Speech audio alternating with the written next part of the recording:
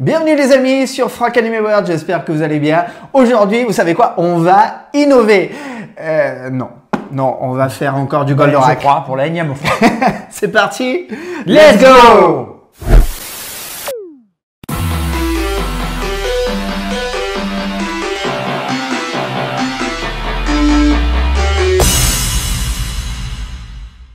Et oui, nous revoilà réunis encore aujourd'hui avec Christophe. Bonjour Christophe. Bonjour Franck.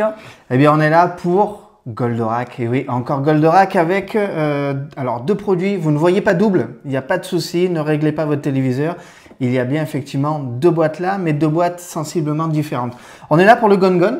Oui. Ta toute dernière acquisition. Voilà, qui sort de l'épisode 34 pour ceux qui veulent se remémorer ça. Piloté par le capitaine Ergastule.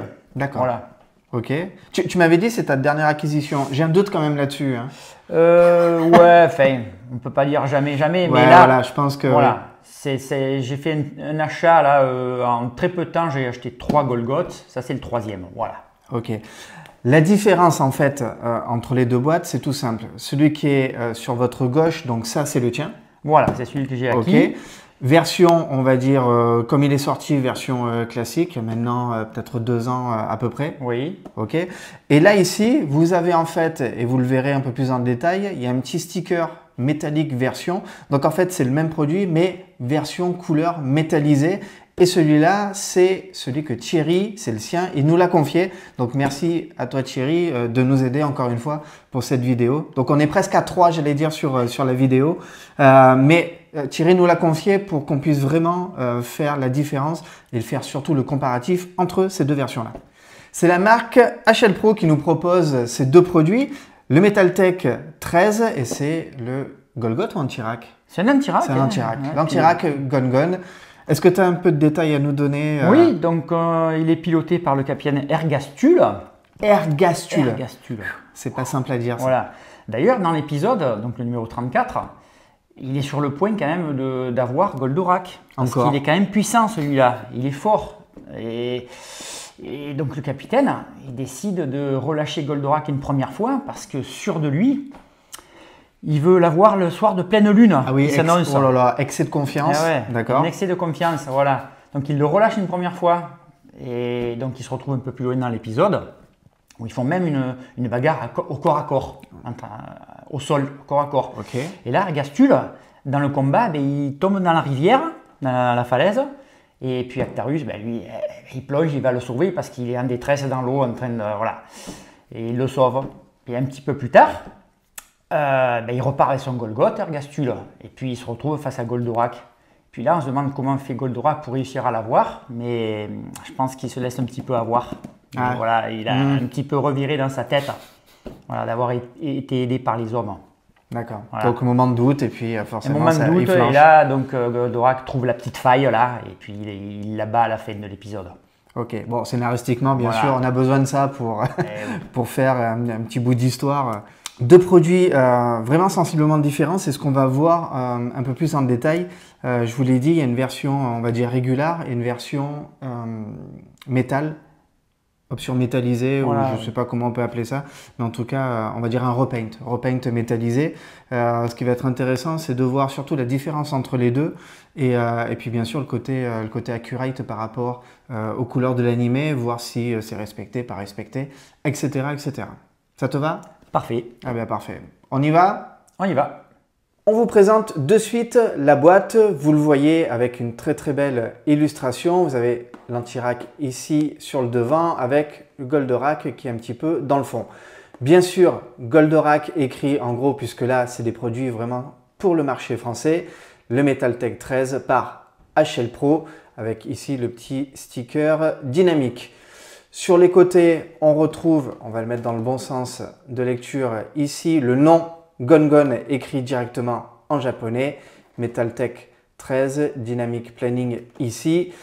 Et sur l'arrière, en tout cas, là aussi, une jolie illustration qui reprend en fait un petit peu le style du devant.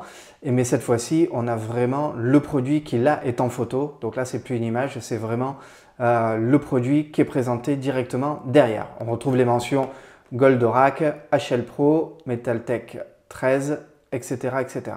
Pour la version métallisée, ben, c'est exactement la même chose. On est vraiment, vous le voyez, sur un copie-coller de la boîte. Il n'y a aucun problème là-dessus, si ce n'est, voilà, ici, la différence métallique version qui est présentée sur le devant. Sur les côtés, c'est pareil, on retrouve exactement, c'est un copier-coller de l'autre boîte. Donc là-dessus, on est sur les deux mêmes boîtes. Vraiment, la seule différence, c'est le stickers métallique version. Christophe, je te laisse le soin et le plaisir, bien sûr, d'ouvrir la boîte. Allez, c'est parti. Et on va découvrir ce nouveau produit. T'as encore de la place dans ta vitrine? Ça va? Ouais, c'est bon. bon. Une petite vitrine à la maison, mais ça va aller. Ça va aller. Hop, ici, une petite on a une notice. Ouais. Voilà. On la détaille maintenant. Allez, Tiens, on peut regarder parce qu'elle n'est pas très... En fait, il y a juste, oui, il y a juste une feuille qui dit quoi? Qui dit que la lame, effectivement, ne peut pas se déboîter. Donc, sinon, ça crée des dommages. On peut juste faire, voilà, on peut juste faire une rotation dessus. Donc, ok, pas de souci. Allez, on ouvre. Voilà, l'intérieur. Donc, voilà l'intérieur. On a le robot, effectivement, le robot ici. On a une main de ce côté-là. Il n'y en a qu'une d'ailleurs. Oui, c'est vrai, il n'y en a qu'une sur son modèle. Il n'y a qu'une main. Côté. Oui, puisque finalement, il y a ça. Donc, ok. Et c'est pas interchangeable. Non. En mode normal. Donc, c'est la main gauche ici. Et bien sûr, les deux espèces de boucliers qui vont venir sur les côtés. Voilà. Là, un petit premier bouclier là. Le deuxième. On a quand même, on va regarder dans le détail, on a quand même une couleur, je trouve. Oui, déjà. Qui est très très claire. Hein. Ouh là là. Pour aller attraper les mains. Alors, on a des boucliers ici. Bon, bah, c'est du plastique. Ok, pas de surprise.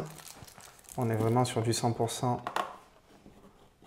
Voilà, 100% plastique. Ok, tout simple. La main ici, si on arrive à l'attraper. Ouais, moi, je fais toujours par en dessous, c'est plus... On va l'habituer. Oui, c'est plus simple. Parce que moi, c'est un début de collection pour moi. Hein. À force, tu sais, de galérer pour attraper les mains, tout ça, après, à la fin, tu te dis, oh, je les prends par le dessous. Bon, voilà, on a une main plutôt classique, sympa, bon, voilà, qui est détaillée. Voilà, ça reste propre. Ok. Et on a, ce fameux Golgot. Ce fameux Gun. Voilà. Alors, encore une fois, sur les produits, voilà, sur les produits HL Pro, du moins dans cette gamme-là, Revoltech, on a encore une fois du métal. Tu vois, j'aurais encore parié sur le fait que c'était du plastique. Ben, en fait, non, pas du tout. C'est du métal. Bon, en tout cas, j'allais dire une chouette réalisation, si ce n'est... Quand je dis chouette réalisation, je parle au niveau sculpte, c'est plutôt, et ça a l'air très accurate. Par contre, je me pose une sacrée question sur la couleur quand même. Alors, on est assez conforme en définitif avec, j'allais dire plus ou moins la couleur de la boîte, mais quand on regarde en tout cas sur l'animé les couleurs du robot, il y a de quoi se poser des questions parce que là, on est vraiment sur un violet très très clair. Et dans le dessin animé, on a vraiment un violet très foncé, quoi. On a presque, pour cette couleur-là, on a presque un violet qui part sur cette teinte-là. Donc là, on est quand même assez, je trouve, assez éloigné de la couleur, j'allais dire, du corps par rapport au dessin animé. Donc c'est assez étonnant. C'est très étonnant. Au niveau des articulations, vous allez pouvoir, alors ici, on peut partir sur l'avant, pas de souci. On peut faire un écartement des jambes ici, pas de problème. On a le pied qui est articulé à la fois latéral, à la fois devant, derrière. La possibilité ici, au niveau du genou, bien de créer une articulation de ce côté-là. Et vous l'avez entendu, on a l'écran pour qu'il se bloque, pas de problème. Au niveau des bras, bon ben arrière, avant, toujours avec l'écran, pas de souci, on peut le monter. Et là, au niveau du coude, on a aussi une articulation pour pouvoir incliner le bras. Le poignet est lui aussi amovible. Donc on a quand même voilà, quelque chose d'assez articulé. Voilà, pas de problème pour cette partie-là aussi. Donc comme il disait dans la notice, on peut bien sûr le tourner. On peut... Est-ce qu'on peut l'incliner? Je ne vois pas. Il y a une articulation. Là. Alors, je vois qu'il y a une articulation, mais est-ce que ça veut dans dire... un axe. Que dans un axe. Oui, on peut quand même, voilà. On peut quand même lui faire plier le bras de cette manière-là. Pas de souci. Et bien sûr, le côté rotatif du bras, pas de problème. Donc voilà, on a une figurine en tout cas qui est assez articulée, ce qui permettra, voilà, avec d'autres produits, de le mettre en posing et de pouvoir s'amuser avec. On a, on vous l'a dit, les boucliers voilà, qui viennent directement se clipser ici. Clac. Donc il faut quand même un petit peu forcer.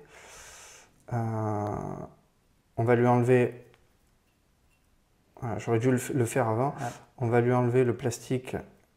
Voilà, on a enlevé le plastique au milieu. J'ai mis le deuxième bouclier. Alors, les boucliers sont, voilà, ils sont amovibles ici.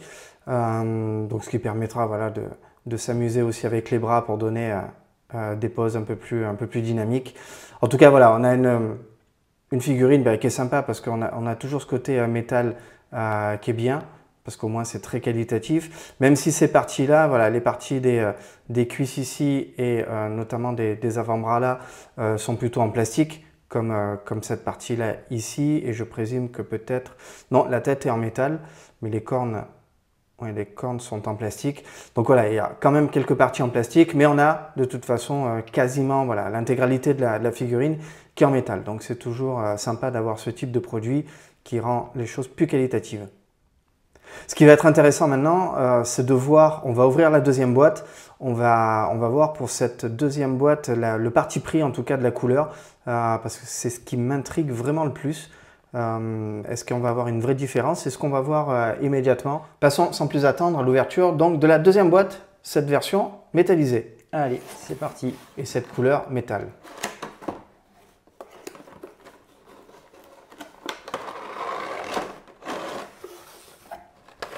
Ah, tu vois, la petite notice aussi. Hop, oh là, c'est la même, c'est exactement la même notice. Ok, pas de souci. Là, par contre, clairement, là oui, on a une différence de couleur. Donc, il n'y a pas que le côté métallisé. On a quand même une vraie différence de couleur. On va faire sauter le plastique. Voilà, je te repose les deux boucliers devant. Je te dis, on va faire sauter le plastique, mais en fait, le plastique était déjà sauté. Je l'ai déjà sorti. J'avais pas fait attention. Voilà, tiens. Ah bah oui. Clairement, effectivement. Bon, bah là, c'est clair. C'est clair. Les deux à côté de l'autre, là, il y a une vraie différence de couleur. C'est-à-dire qu'il n'y a pas que le côté effectivement métallisé. Là, on a une teinte complètement différente. Donc là, par contre, si on regarde les photos du dessin animé, là, on a vraiment, on se rapproche beaucoup plus, en tout cas, de la couleur d'origine, plus la version métallique. Mais c'est quand même assez intriguant. Je n'arrive pas à comprendre en définitive le choix premier, puisque c'est lui qui est sorti en tout cas en premier. Je ne comprends pas le choix premier de couleur sur celui-là. Parce que vraiment, là vous vous en rendez compte, on a une totale différence de couleur, elle est vraiment nette. Il n'y aurait pas juste un effet ici pâle, plus ensuite métallisé. Non, là carrément on passe d'une couleur à une autre. Donc le choix reste quand même assez étonnant, quoi. En plus de ça, si on se réfère vraiment aux couleurs du dessin animé, on est plus accurate sur la couleur du corps, des jambes sur celui-là, mais en tout cas sur les articulations, on est plutôt sur cette couleur-là. Beaucoup plus celle-là que sur celle-là en tout cas. Donc c'est bizarre, parce que des fois j'ai du mal à comprendre dans les choix des fabricants, et surtout ceux qui choisissent les couleurs. J'ai du mal des fois à comprendre. Ça ne concerne pas que Goldorak, hein, ça concerne toutes les licences. On retrouve ça sur du Senseiya, on retrouve ça sur du Dragon Ball aussi. Des fois, je suis étonné par le choix des couleurs. Encore une fois, c'est pareil, je ne suis pas dans dans l'industrie de la figurine, mais quand on regarde en tout cas un épisode, je veux dire, on a une colorimétrie qui est là, donc s'éloigner autant d'une couleur, j'ai des fois du mal à le saisir. Donc en tout cas, voilà la différence des deux produits, elle est très nettement marquée. Si on regarde en tout cas celui-ci dans le détail, bon ben, pas de surprise, on va retrouver exactement les mêmes choses au niveau des articulations. Donc là-dessus, je ne vous refais pas la démonstration, on est vraiment identique à celui-ci. Vraiment, voilà, je vous le propose un peu plus voilà, en détail ici. On a quand même voilà, des couleurs propres, il n'y a pas de problème à ce niveau-là. Dans la réalisation, aucun souci. Alors même si, vous voyez, sur ces produits-là, on se retrouve avec tous les pas de vis sur l'arrière, mais bon, on s'en fout puisque de toute façon, on le propose toujours de face ou de 3/4, donc il n'y a pas de souci à ce niveau. Donc voilà, des peintures propres, c'est bien réalisé, il n'y a pas de problème. Toujours interrogatif sur cette couleur, mine de rien. Donc les parties métallisées sont exactement les mêmes que sur celle-ci, les parties en plastique sont exactement les mêmes que sur celle-ci aussi, donc voilà, pas de réelle surprise. Là aussi, vous le voyez, au niveau de la hache, on a une couleur, bon, bah, pas blanche franche, mais on a quelque chose d'un peu plus métal. Au niveau des boucliers, je vais vous les montrer en gros plan, bah, pareil, là on a un orange voilà, qui est très tranché. Ici, on a quelque chose, voilà, un orange un peu plus pailleté pour l'effet métallisé. On va quand même lui positionner, bien sûr, pour être à 100%, on va enlever aussi le plastique. On va lui positionner les boucliers. On va faire sauter le plastique. Voilà, le plastique a été enlevé, les boucliers de positionner. Christophe, je te propose, on se fait un petit posing? Mais oui. Allez, histoire de voir un petit peu ce que ça donne.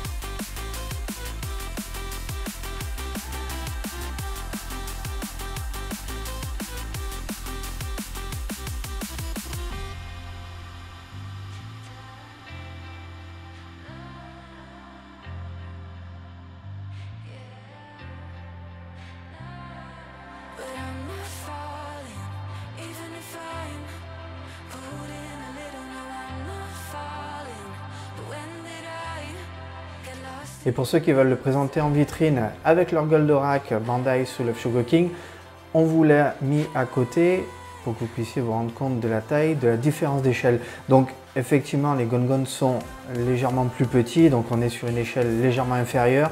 bon, j'allais dire ça passe, ça va, il n'y a pas de souci. En plus, si on triche sur les socles, etc., ça peut effectivement le faire, il n'y a pas de problème à ce niveau-là. Les deux se marieront sans aucun souci. En conclusion, qu'est-ce qu'on peut dire, Christophe? Une belle pièce encore. Belle pièce, on a quand même quelque chose de très sympa. De qualité aussi. En métal, donc qualitatif, effectivement. Même s'il y a des petites parties en plastique, en tout cas, on a une figurine en métal, à l'exemple des Soul of Shogokin, donc c'est quand même encore une bonne surprise. La possibilité, en tout cas on l'a vu, de faire du posing assez sympa. On a quand même des bonnes articulations pour pouvoir s'amuser, donc c'est cool. On a une échelle effectivement sensiblement différente d'un Soul of Shogokin classique, vous l'avez vu avec le Goldorak ici présent, mais ça va, ça passe. Et encore une fois, on peut tricher, après on peut le mettre sur un socle, sur une Rhéos, etc. Donc on peut s'amuser en tout cas comme ça, mais présenter tous ensemble, en tout cas, voilà, on n'aura pas une homogénéité à 100%, mais ça va, ça le fera quand même. Maintenant, la couleur. La couleur, elle est surprenante. Du moins, le choix est surprenant. Pas la couleur, puisque la couleur, on peut y mettre ce qu'on veut. C'est le choix de la couleur qui est quand même assez surprenant, surtout dans la version régulière, on va dire. Beaucoup moins sur la métallique version, mais sur la version régulière, c'est étonnant. On est parti, vous avez vu les images de référence par rapport au dessin animé. On a quand même sur le corps, ici, un violet assez clair, alors que les images de référence, c'est clair, c'est net. On a un violet très foncé qui d'ailleurs est plutôt respecté sur la version métallisée.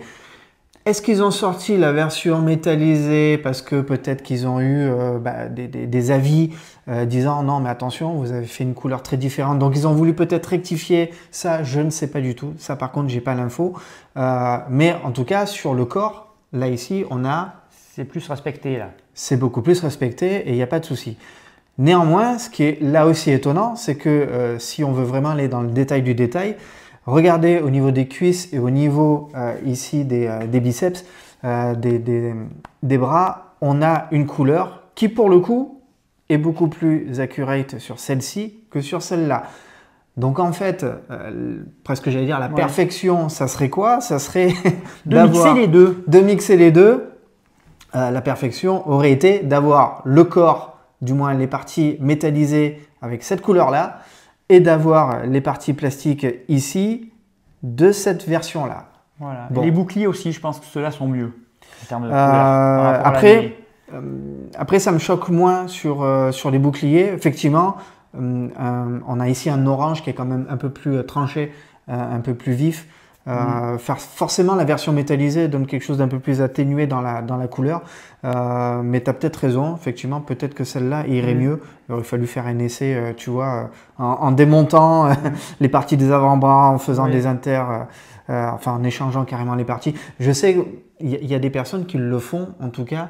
Moi, je l'ai vu sur la série des SH Figures, notamment c'était le cas de figure pour celle. Pour celle, il y avait des parties du corps qui étaient bien dans la couleur suivant les versions. Il y avait les parties des articulations qui l'étaient sur une autre. Il y en a qui ont carrément démonté la figurine. Carrément. Ah ouais, carrément. Ils ont carrément démonté les deux figurines et ils ont réassemblé en prenant les meilleures parties de l'une et de l'autre pour avoir quelque chose le plus accurate possible par rapport au dessin animé. Donc ça peut se faire aussi comme ça. Bon, on va pas partir sur ce genre de choses. J'en ai qu'une à moi et l'autre, il faut que je la rende. Et puis là, si on veut s'amuser à faire ça, c'est un budget quand même assez conséquent. Là, c'est pour vous donner vraiment un ordre d'idée sur comment on voit les choses. Mais j'allais dire, vous le voyez vous aussi, on vous a montré les photos de référence. Bon, j'allais dire sans faire jeu de mots, il n'y a pas photo. C'est évident que là, on a des couleurs et des partis pris de couleurs qui sont vraiment différents. Et on voit lesquels sont le plus accurate par rapport à l'une ou par rapport à l'autre. Donc voilà, si ce n'est que cette version métallisée, oui, est le plus proche. En tout cas, elle est vraiment sympa dans les couleurs. Et on a des produits quand même qui sont hyper cool. Et vous aurez remarqué aussi, on l'a fait dans le posing, on n'en a pas parlé avant, la tête, elle est amovible. J'avais un petit doute quand j'ai présenté la figurine, j'ai pas osé le faire. Mais pour le posing, on a regardé. Et effectivement, la tête est amovible. Oui. On peut la tourner gauche-droite. On a même une légère inclinaison. Voilà, légère inclinaison possible, qui est vraiment possible. Donc c'est sympa. Vous voyez vraiment dans le posing, vous pouvez vous amuser en donnant des poses dynamiques sur le côté, etc., etc. Pour le mot de la fin, eh bien c'est très simple. Si vous avez aimé cette vidéo, n'hésitez pas à laisser un petit pouce bleu et puis laissez des commentaires, laissez vos avis. On se fera un plaisir d'y répondre. Et puis bien sûr, si vous n'êêtes pas abonné à Franck Anime World, eh bien n'hésitez pas. Cliquez sur le bouton s'abonner et puis comme ça, vous raterez rien des prochaines vidéos. Je ne sais pas si la prochaine sera sur Goldorak. On en a quand même fait pas mal déjà. Hein. C'est déjà pas mal. Il y en a peut-être une autre qui se préparerait. Ah, il y en a peut-être une autre. Tu vois, celle-là, là-bas, quand tu auras celle-là, quand tu auras la modification de faire. Ah oui. Peut-être, ça vaudra le coup. Tu veux en parler maintenant ou pas? Je sais pas, comme tu veux. Ah si. Écoute, est-ce qu'on vous donne une petite exclusivité? Alors, vous voyez que c'est pour ça que c'est toujours intéressant d'aller jusqu'au bout des vidéos parce que des fois, on vous lâche des petites choses. Je te laisse le soin de le dire. Comme vous l'avez peut-être certainement vu, j'ai fabriqué le siège d'Actarus que je laisse en pension chez notre ami Franck. Voilà. Juste une petite amélioration qui va être apportée au siège, du bruitage. Voilà. Donc on fera une petite vidéo là-dessus. De la lumière supplémentaire. Voilà, un petit effet lumineux. Quelques lumières supplémentaires. Mais surtout, effectivement, du bruitage. C'est-à-dire que, grosso modo, histoire de vous vendre un peu du rêve, vous allez pouvoir, quand Christophe va se déplacer dans les événements, dans les conventions avec le siège d'Actarus, vous allez non seulement pouvoir vous asseoir dedans, prendre une jolie photo, mais vous allez pouvoir appuyer sur des boutons et des manettes. Exactement, vous allez pouvoir manipuler les boutons, les manettes, et chaque bouton aura bien sûr un son associé. On vous laisse deviner bien sûr le genre de son qui peut être associé, genre peut-être une attaque. Peut-être. Voilà, donc vous allez pouvoir vraiment kiffer complètement avec ce siège complètement incroyable. Donc voilà, c'était la petite exclue de fin de vidéo. Les amis, on se quitte comme ça sur ces bonnes paroles. On se dit à très bientôt. Bien à bientôt, Franck. Eh bien allez, c'est parti. Au revoir. Au revoir.